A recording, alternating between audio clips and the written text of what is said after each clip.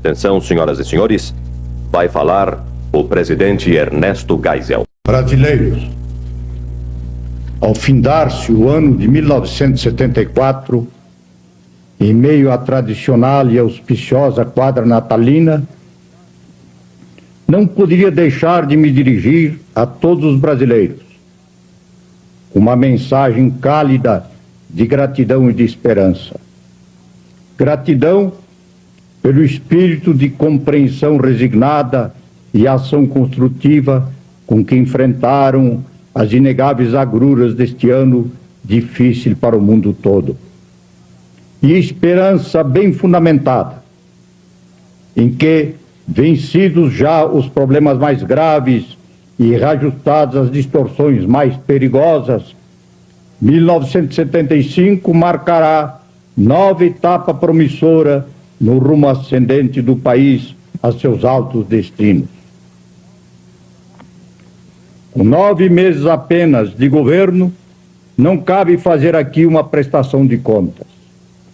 Antecipando a que, por prescrição legal, me cumpre apresentar o corpo legislativo no início de março próximo.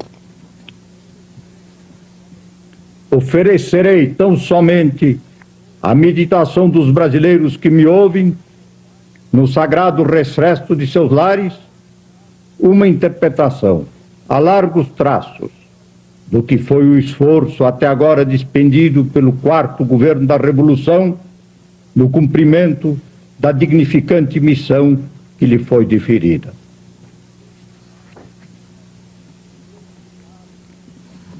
Desde meados de 1973, já se prenunciavam desanimadoras perspectivas para a conjuntura mundial em todos os quadrantes do globo. Acentuava-se dia a dia a disrupção do sistema monetário internacional, sem que se lhe vislumbrasse solução adequada e eficaz, alcançando-se unanimidade apenas numa perplexidade geral quase de todo paralisante. Os preços de matérias-primas e outros insumos essenciais, e sobretudo os do petróleo e seus inúmeros derivados, começaram a disparar, jogando para o alto as curvas de custo dos produtos intermediários e finais.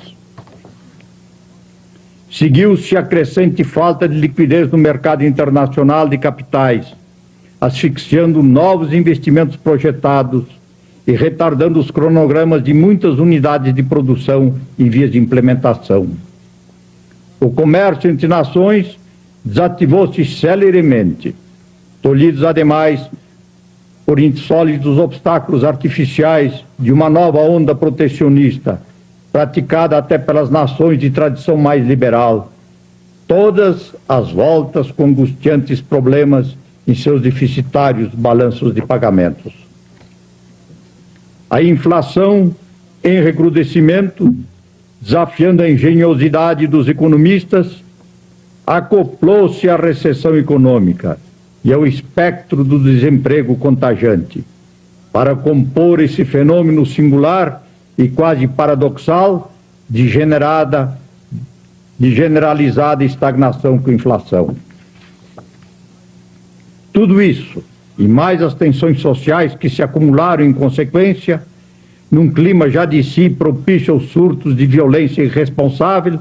que se propagara pelas mais diversas regiões, desdobraram-se numa crise de confiança no futuro, a qual chegou a abalar a própria estrutura de nações mais estáveis, pela descrença na sabedoria e honestidade de propósitos de seus governantes, quando não no seu próprio sistema de governo, antes reputado modelar. Enquanto isso, o Brasil, por longos meses, se mantinha imune às pressões de toda ordem que lhe advinham de fora, através tanto das trocas comerciais como dos contactos políticos e sociais, e progredia a taxas excepcionais de crescimento econômico, escudado no otimismo sem dúvida sadio e na crença inabalável no futuro desta nação que despertava para o seu destino de grande potência. Ante o reconhecido agravamento da conjuntura, entendeu o meu governo, e foi decisão muito meditada e conscientemente amadurecida nos prolongados estudos de situação a que procedeu, que se impunha, desde logo,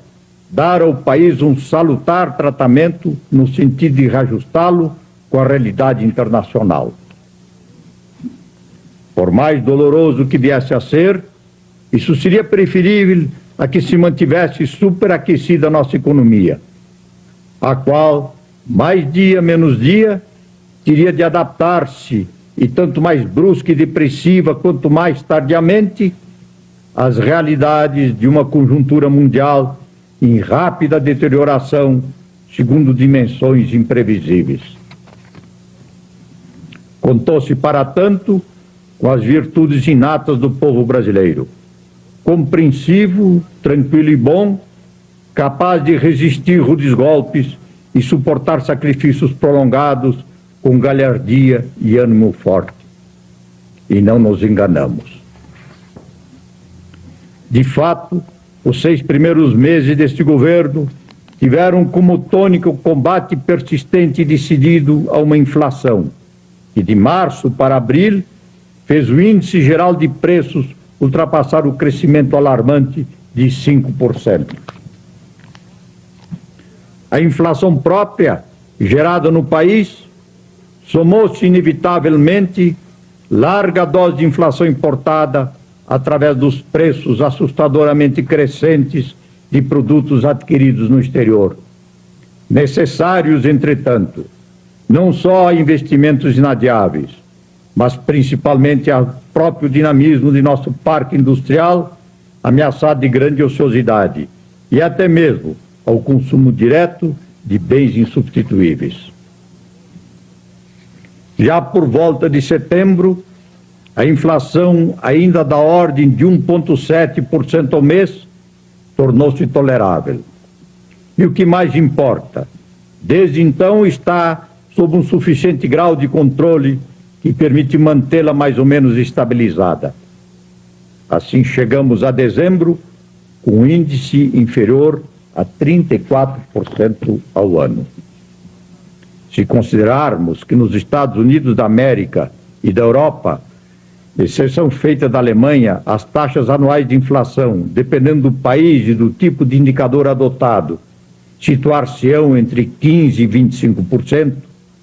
e que no Japão se elevarão a 30% ou 35%, concluiremos que atingimos posição bastante satisfatória,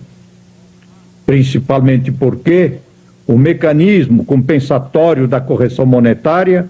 assegura entre nós elevada capacidade de absorção pela economia de índices bem mais elevados de inflação do que nos demais países. Tanto assim que, convivendo com aquele elevado nível de inflação, conseguimos expandir nosso produto interno bruto em 1974 a taxa de cerca de 10%, enquanto países do mundo desenvolvido apresentam índices de crescimento irrisórios, quando não se mantiveram estagnados, e na sua generalidade com elevados contingentes de trabalhadores desempregados. Durante o semestre, primeira fase de meu governo, a par dessa persistente combate à inflação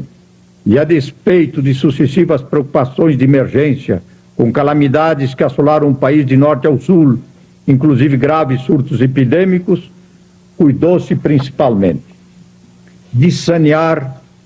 com o mínimo de abalos, mas com determinação, o mercado financeiro nacional,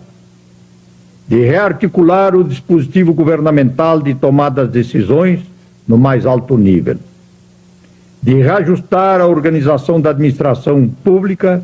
com a eliminação de órgãos supérfluos ou redundantes e a criação de real importância do Ministério da Previdência e Assistência Social, desdobrado do Ministério do Trabalho, e de elaborar, como cumpria, em continuidade com o planejamento do governo anterior, o segundo Plano Nacional de Desenvolvimento,